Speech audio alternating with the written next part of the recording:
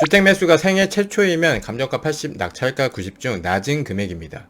무주택자는 감정가 70, 낙찰가 90 중 낮은 금액이에요. 감정가 대비 낙찰을 저렴하게 받으면 90% 대출도 가능한 겁니다. 대출을 극대화해서 90%를 받는다면 플러스 P를 만들거나 실투자금은 더 줄어들게 되는 거예요. 실투자금 2천만 원을 넣고 아파트 하나를 사는 사람, 돈을 들이지 않고 아파트를 사고 매달 현금 흐름 13만 원을 따박따박 받는 사람, 앞으로 10년 동안 기다릴 수 있는 사람은 누구일까요? 이래서 우리는 소액 투자를 반드시 해야 하는 거예요. 레버리지를 적극 활용해야 하는 거죠. 첫 투자는 대출 없이 1,000만 원으로 지방 소형 아파트를 매수했습니다. 약 2년 뒤 3,000%가 넘는 수익률을 달성했어요. 1,000만 원 넣고 3억의 수익을 얻었습니다. 7년간 전국 방방곡곡을 300회 이상 임장했고 A급 지역이 아닌 모두가 꺼리던 B급, C급 지역의 미분양 아파트 단지들만 투자해서 부를 쌓아왔습니다. 잔금을 치르고 돌아서면 1, 2억씩 시세가 상승해서 소액 투자의 마이더스 손으로 불렸어요. 오늘은 서울 수도권에서도 높은 수익률을 자랑하고 있는 투자 비법이 있는데요. 1천만 원으로 시작하는 수도권 아파트 투자의 기적, 이 책을 리뷰해 보겠습니다. 오늘 영상 끝까지 보시는 분에게는 수도권 아파트 투자의 기적 이 책을 10분에게 보내드리도록 할게요. 그럼 바로 시작하겠습니다. 자산시장은 여러가지 얼굴이 있습니다. 부동산, 주식, 채권, 보험, 금, 코인 등 다양한 큰 줄기가 있고 그 줄기마다 파생되는 작은 투자 방식이 존재해요. 어떤 투자는 옳고 어떤 투자는 그른 것이 아니라 시대별로 맞아떨어지는 투자 방식이 존재할 뿐입니다. 서울의 초기 재개발 시장도 관심을 갖고 GTX가 영향을 줄 수 있는 수도권 외곽 지역도 지켜보셔야 해요. 개발의 힘은 예상보다 더 큰 효과로 돌아올 수 있습니다. 역사적으로 볼 때 언제나 어디서나 틈새 시장은 존재해왔고 앞으로도 그럴 거예요. 하락장이라고 돈 버는 사람이 없지 않고 상승장이라고 모두 다 돈을 버는 게 아닙니다. 정부에서는 지속적으로 무주택, 1주택자들에게 저금리의 대출 상품을 만들어주고 있어요. 특례 보금자리론이나 신생아 특례 대출 같은 상품으로 유동성을 공급해서 부동산의 급락을 막고 있는 겁니다. 전쟁통에서 원래 출산율은 더 늘어난다고 해요. 아무리 시장이 안 좋고 경기가 안 좋다 하더라도 수익을 내는 사람들은 여전히 잘 하고 있습니다. 이게 정말 웃긴 게 뭐냐면 어차피 안 할 사람은 안 할 핑계를 찾게 되고 할 사람은 무슨 상황이든 다 하더라는 거예요. 그러니까 부자든 부자가 아니든 대한민국 사람은 세 가지 종류로 나눌 수 있습니다. 무주택인 사람이 있고 1주택인 사람이 있습니다. 또 저처럼 집이 많은 다주택인 사람이 있죠. 자기 포지션에 맞게 본인의 방향이 있습니다. 무주택은 다주택자들을 미워하죠. 영상에 달린 댓글인데 집은 하나면 된다고 합니다. 집이 하나 이상이면 세금을 많이 물어야 된다고 해요. 모든 국민은 평등하게 집 한 채 이상 소유하지 못하게 해야 한다고 합니다. 이런 댓글을 보면 여러분들은 어떠세요? 아마도 옳다고 하는 분들도 있겠고 아직도 이런 사람이 있나 하는 분들도 있을 겁니다. 이분의 의견을 저는 존중합니다. 사람은 누구나 다 자기 입장에서 생각을 하는 것이니까요. 무주택자일 때는 이런 생각을 하다가 내 집 장만을 하고 1주택자가 됩니다. 그러면 알게 되는 사실이 있어요. 자산이 올라가는 속도를 우리가 아무리 발버둥 쳐도 따라갈 수 없다는 사실을요. 그래서 1가구 일시적 2주택으로 비과세를 받으면서 전략적으로 수익을 내다가 상승장에서 밀어서 쪽수로 승부를 보는 스노우볼 이펙트를 두 눈으로 보게 되면서 다주택으로 가게 되는 겁니다. 즉 아직도 우물 안에 계신 거예요. 평생 대한민국을 벗어나지 못하고 살다가 인생을 마감하는 것처럼 우물 안에서 과감하게 나와서 넓은 세상도 한번 보시길 바래요. 무주택자들은 다주택자들을 미워하지만 다주택자 역시 무주택자였습니다. 다주택자가 있어야 무주택자가 존재하는 그런 공존관계인 거예요. 집이 없는데 집을 빌려주는 사람이 있어야 하는 거죠. 무주택은 앞으로 하락에 베팅한 사람입니다. 1주택은 내 집 장만한 사람이니까 부동산에 관심이 없습니까? 아니죠. 요즘은 월세 살면서 투자로 하나 해놓고 있어요. 다주택은 팔다리가 꽁꽁 묶여있는 상황이지만 회복하는 시기가 오고 다시 분위기가 좋아지면 그때는 많이 가지고 있는 사람이 이기는 거예요. 나는 안 갖고 있을 거야. 한 개만 가지고 있을 거야. 여러 개 가지고 있을 거야. 각자의 포지션에 따라서 생각이 바뀌고 행동이 바뀌는 겁니다. 대한민국 사회에서 부동산은 부자가 되어야 소유할 수 있는 겁니까? 아니죠. 부동산을 소유하고 있어야 부자가 되는 거예요. 이 부동산 시장의 틈새 시장은 분명히 존재할 수밖에 없습니다. 2023년 인천의 미분양 아파트를 투자하러 간다고 할 때 주변 사람들은 다 부정적이었어요. 인천은 이제 끝이다. 대체 인천을 왜? 시장이 변화하고 있었고 인천의 미분양이 소진되는 상황을 보고 있었어요. 그래서 3천만 원으로 미분양 단지를 투자했고 나쁘지 않은 수익을 거뒀습니다. 이것이 시장을 바라보는 가치의 변화인 거예요. 입지에 대한 평가는 그때그때 다릅니다. 다만 사람들은 그 사실을 자주 잊어버리는 듯해요. 앞으로 계속 이렇게 욕을 먹는 욕세권 아파트를 찾아다닐 겁니다. 그 미운 오리가 백조로 다시 태어나는 것을 직접 경험하고 봐왔기 때문인 거죠. 부동산 투자를 할 거라면 편견을 절대 갖지 마세요. 어느 한쪽만 옳고 그르다는 흑백 논리에서 벗어나 유연한 투자자로 성장하셔야 합니다. 부동산 투자를 할 때 거시 경제를 알아야 한다고 하죠. 왜입니까? 미국은 지난 2022년 상반기부터 기준금리를 급격하게 올리기 시작했습니다. 금리를 0.75%포인트 인상하는 자이언트 스텝, 0.5%포인트 인상하는 빅 스텝으로 금리를 올렸어요. 시장의 방향을 보면서 천천히 올리는 방식이 아니라 급격한 금리 인상을 단행했습니다. 지난 20년 동안 한 번도 겪어보지 못한 이건 뭐 완전 대재앙의 시작이었어요. 금리 급상승기가 닥치자 대출이 많은 사람들은 엄청난 금융 타격을 입게 됩니다. 그게 실거주자든 투자자든 대출을 실행한 모든 사람들이 체감하는 이자 급등의 타격은 상상을 초월했어요. 난 대출이 없어서 다행이다라고 생각하시는 분은 아마도 가난할 확률이 아주 높은 분이에요. 채원이와 별림이가 있습니다. 인천에 있는 재개발 얘기가 나오고 있는 1990년식 35년치 아파트 경매 물건이 있어요. 감정가 1억 5천만 원짜리 이 소형 아파트가 한번 유찰돼서 최저가 1억 500만 원에 시작하는 물건입니다. 채원이는 1억 2천만 원에 입찰을 해서 낙찰을 받았어요. 보통 경락잔금 대출은 얼마나 나오죠? 감정가 80에 방차감, 낙찰가 80 중 낮은 금액으로 나옵니다. 그럼 대출이 얼마나 나오는지 보겠습니다. 감정가 1억 5천만 원의 80%는 1억 2천만 원이에요. 최우선 변제금 2,800만 원을 빼면 9,200만 원입니다. 낙찰가 1억 2천만 원의 80%는 9,600만 원이에요. 그럼 9,200만 원과 9,600만 원 중 작은 금액, 대출 가능 금액은 9,200만 원이 되는 겁니다. 최우선 변제금을 보면 인천은 2,800만 원이에요. 월세 보증금 2,800만 원까지 받을 수 있습니다. 보증금 2,800만 원에 월세 40만 원의 임차를 맞춘다면 대출 가능 금액 9,200만 원 플러스 2,800만 원, 1억 2천만 원이 나옵니다. 무피 투자가 되는 거예요. 법무비, 명도비, 중개수수료 비용 정도가 들어갈 거예요. 대출이자는 3.5%로 계산했을 때 월 27만 원이 됩니다. 그럼 대출이자를 제외하고 월 현금 흐름은 13만 원이 만들어지는 거예요. 무피로 현금 흐름 13만 원. 이 아파트가 전세 시세가 1억이라고 한다면 갭 2천만 원이 되는 겁니다. 누군가는 2천만 원으로 아파트를 하나 사고 누군가는 돈을 들이지 않고 아파트를 사고 매달 현금 흐름 13만 원이 생기는 거예요. 주택 매매가 생애 최초이면 감정가 80, 낙찰가 90 중 낮은 금액으로 나옵니다. 무주택자는 감정가 70, 낙찰가 90 중 낮은 금액이에요. 감정가 대비 낙찰을 저렴하게 받으면 90% 대출도 가능한 겁니다. 대출을 극대화해서 90%를 받는다면 플러스피를 만들거나 실투자금은 더 줄어들게 되는 거죠. 실투금 2천만 원을 넣고 아파트 하나를 사는 사람, 돈을 들이지 않고 아파트를 사고 매달 현금으로 13만 원을 따박따박 받는 사람, 앞으로 10년 동안 기다릴 수 있는 사람은 누구일까요? 이래서 우리는 소액 투자를 반드시 해야 하는 거예요. 레버리지를 적극 활용해야 하는 거예요. 레버리지는 양날의 검이라고 하죠. 양날의 검이 뭡니까? 적을 베면서 공격을 할 수도 있지만 반대로 나를 베을 수도 있는 거예요. 특히 검을 잘 다루지 못한다면 힘으로 그냥 휘두른 칼에 자신의 다리나 팔을 벨 수도 있어요. 그래서 레버리지 역시 소액부터 사용하면서 점점 키워나가는 겁니다. 2천만 원이라는 돈을 버는 데는 우리의 시간이 상당히 많이 들어갑니다. 근데 레버리지를 활용하면 그 시간을 늘릴 수 있어요. 그럼 이 레버리지의 또 다른 무서운 얼굴을 확인해 보겠습니다. 이 3.5%의 금리가 7%로 2배로 올라갑니다. 그럼 대출이자는 27만 원에서 54만 원이 되는 거예요. 월세 40만 원을 받아도 14만 원의 내 돈을 합쳐서 54만 원의 대출 이자를 내야 하는 겁니다. 그럼 100억짜리 건물을 매입한 별림의 사례를 볼게요. 감정가 120억. 한번 유찰돼서 최저가 96억에 시작한 물건입니다. 별림이는 100억의 낙찰을 받았어요. 임대 보증금의 총 합은 20억이고 월 임대료는 3,400만 원이 나옵니다. 우리가 부동산 경매를 하는 이유는 뭡니까? 싸게 사려고 하는 거죠. 대출은 80억을 받았습니다. 내 돈이 하나도 안 들어갔어요. 대박이죠. 근데 취득세만 얼마입니까? 4억 6천만 원입니다. 100억 건물을 그냥 가져가라고 그래도 아무나 가져갈 수가 없어요. 취득세만 4억 6천만 원이 들어가는 거예요. 중개수수료도 0.5%로 계산해도 5천만 원이 나옵니다. 기본 5억은 그냥 훅 나가는 돈이에요.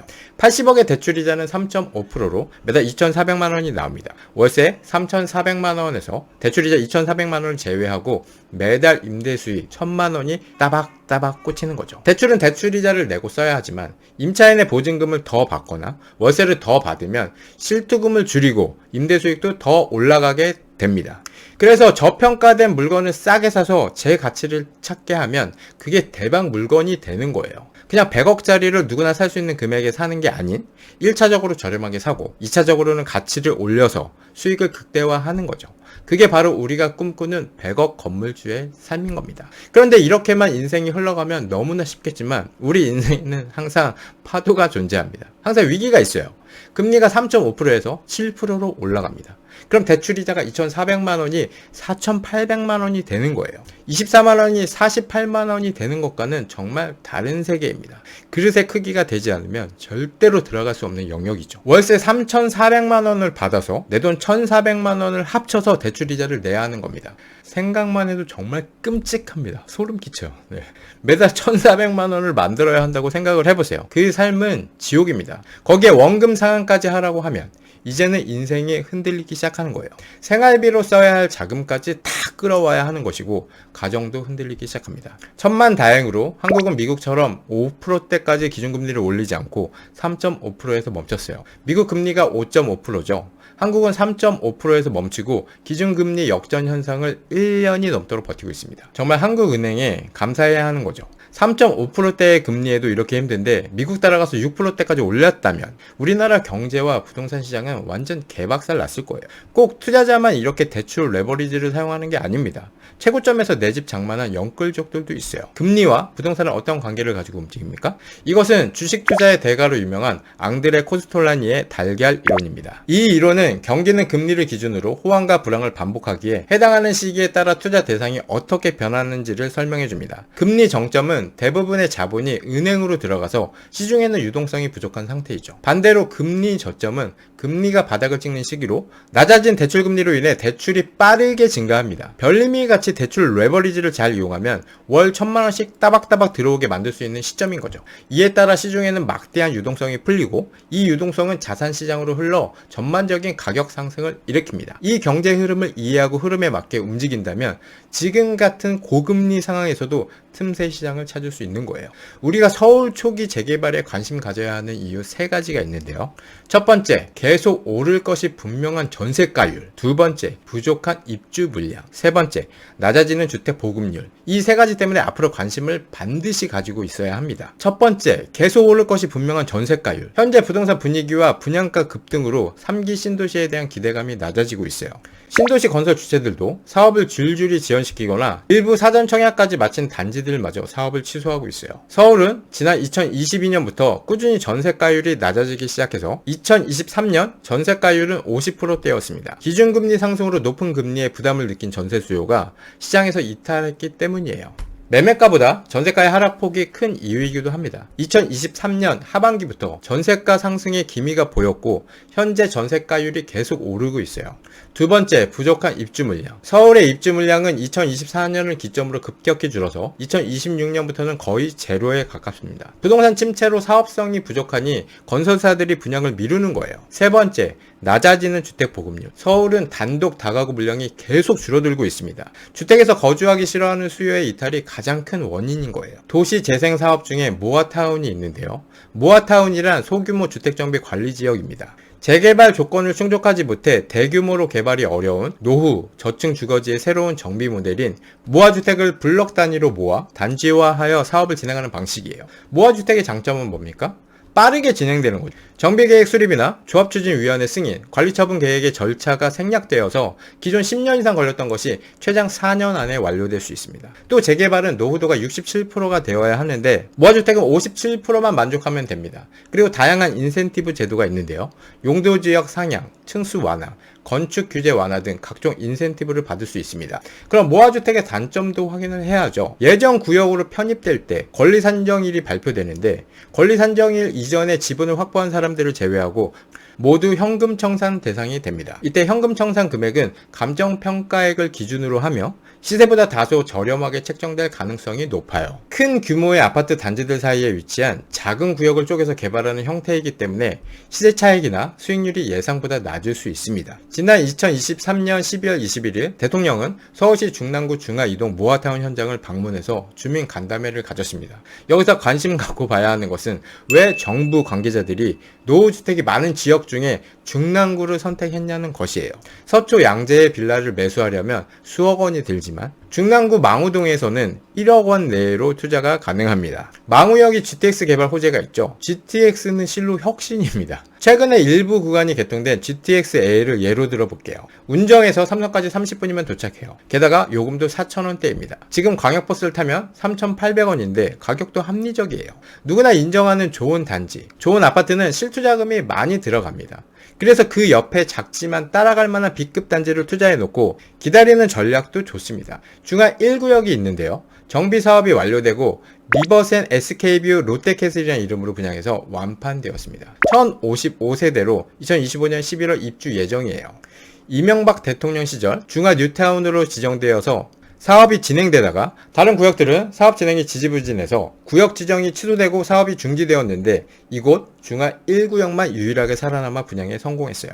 리버센 SK뷰 롯데캐슬의 분양권 가격을 보면 전용 84제곱미터가 11억입니다. 지금은 중랑구라는 핸디캡이 있어서 11억 선이지만 동부간선도로 지하화가 완성되어 수변 공원이 생기고 인근 사업자들도 신축으로 같이 개발된다면 현재 가치가 더 올라가겠죠. 투자금이 많이 들어가지만 실거주 신축을 원하는 수요자라면 생각해볼 만합니다. 이천시는 중부고속도로와 영동고속도로가 만나고 중부 내륙고속도로로 인접하여서 편리하게 진입이 가능한 4통 8달 교통의 요지입니다. 그래서 제조업 공장과 물류 창고가 많아요. 양질의 일자리인 SK 하이닉스 공장도 있습니다. 이천은 아직까지 지방으로 인식되고 있는데 입지가 안 좋다고 해서 무조건 배척해버리는 편견을 버려야 해요. 파주시는 한강을 경계로 남서쪽으로 김포시, 동쪽으로는 양주시, 남쪽으로는 고양시와 접하고 있어요. 면적은 서울특별시보다 크고 경기도에서 6번째, 전국에서 60번째로 큽니다. 2010년대부터 운정 신도시가 개발되면서 2023년 기준 운정 일대 인구가 26만 명으로 늘어나면서 파주 인구의 절반을 넘을 정도입니다. 관심을 가지고 분석해야 할 지역은 금촌이에요. 구도심이 성장하면서 낙후되어 있다가 교통 여건이 개선되고 재개발 재건축 사업이 활발히 진행되고 있습니다. 아파트 투자할 때 지역 선정이 어려운 분들은 이 GTX 라인으로 관심 갖고 보시면 좋습니다. 파주 역시 GTX A 노선이죠. 2024년 하반기 운정역에서 서울역 구간이 개통 예정입니다.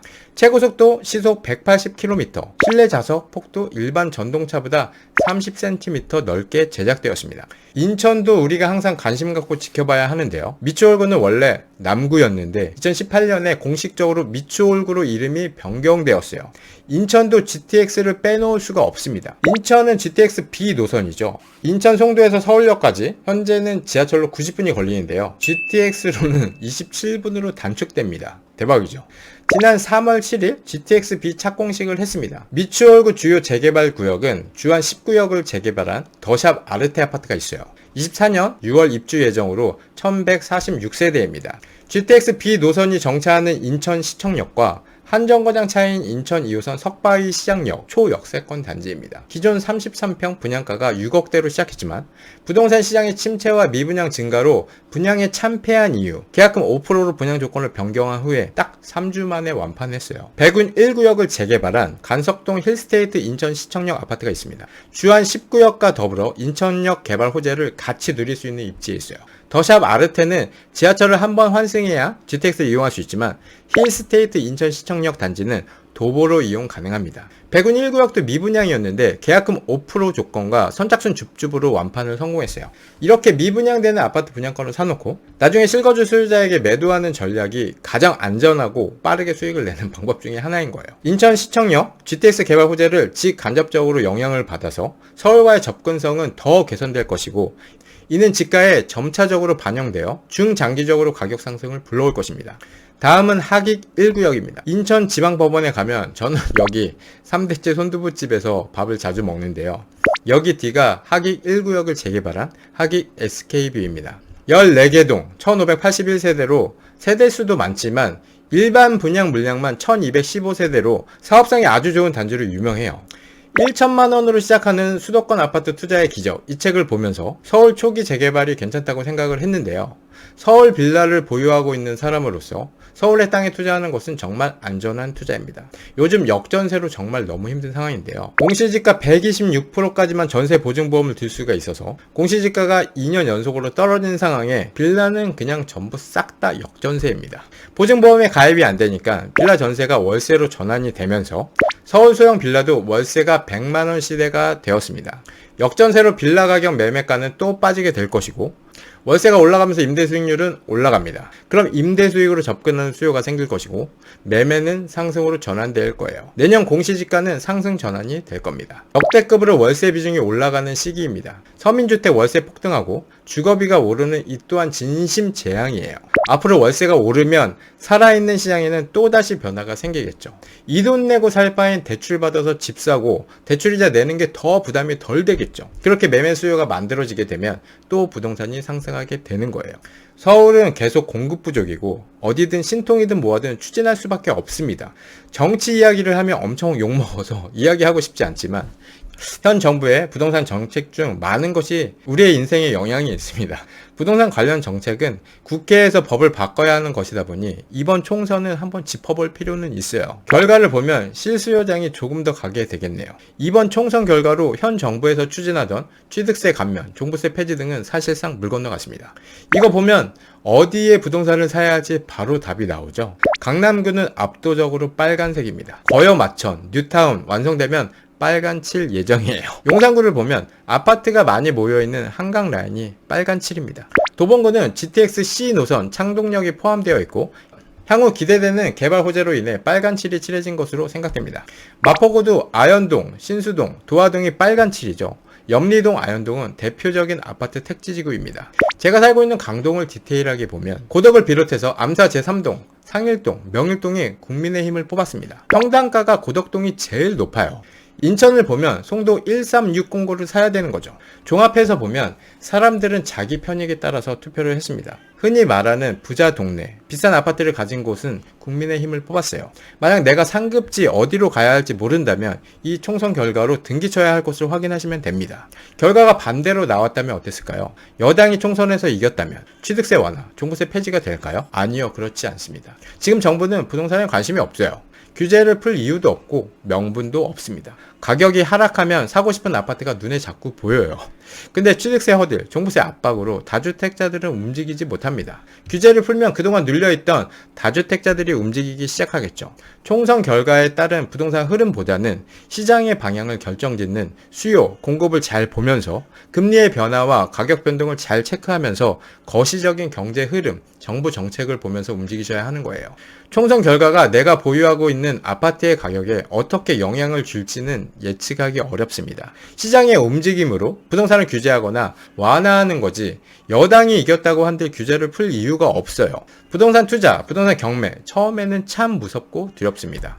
누구나 해보지 않은 것에 대한 두려움을 많이 느낍니다. 누구에게나 어떤 것들은 전부 다 처음 하는 행동이기 마련이에요. 저 역시 해보지 않았던 일에 대해서 무척이나 두려움을 많이 느끼고 힘들어하는 스타일입니다. 두려움을 떨치기 위해서 어떻게 해야 할까요? 알고리즘의 간택으로 우연히 김국진의 강연 영상을 봤는데요. 김국진은 이런 두려운 상황에서 전공법을 택한다고 합니다. 낙타가 위기를 맞을 때 정면 승부를 거는 것처럼 말이죠.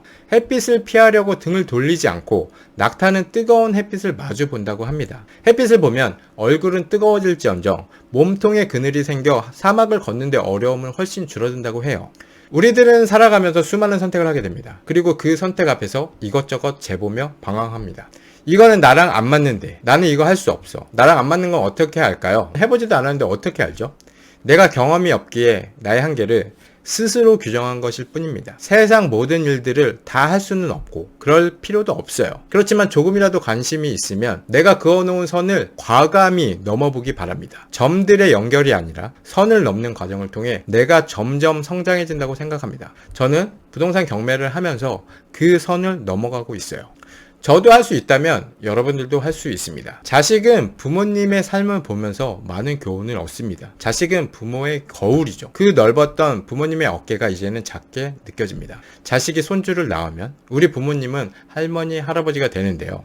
하고 싶은 일이 있어도 써주지도 않고 힘들어서 못합니다. 이제는 병원을 수시로 들락거리게 되는 거예요. 젊은 때는 병원비가 이렇게 많이 들어갈 줄은 생각도 못했던 거죠. 이게 재무적으로 봤을 때는 변동비가 아니고 고정비가 되는 겁니다. 매달 나가는 인터넷비, 전기세, 가스요금처럼 나이가 들면 고정적으로 병원비가 나가게 됩니다. 젊을 때 미리 노후 준비를 하지 않고 배짱이처럼 그냥 즐기는데 돈을 다 써버리면 나중에 엄청난 대가를 치르게 됩니다. 그래서 한 살이라도 젊은 나이부터 우리가 일을 하지 않아도 되는 시스템을 구축해 놓아야 하는 거예요. 이제 다 됐다고 포기하지 마세요. 아무것도 할 수 없다고 포기하지 마십시오.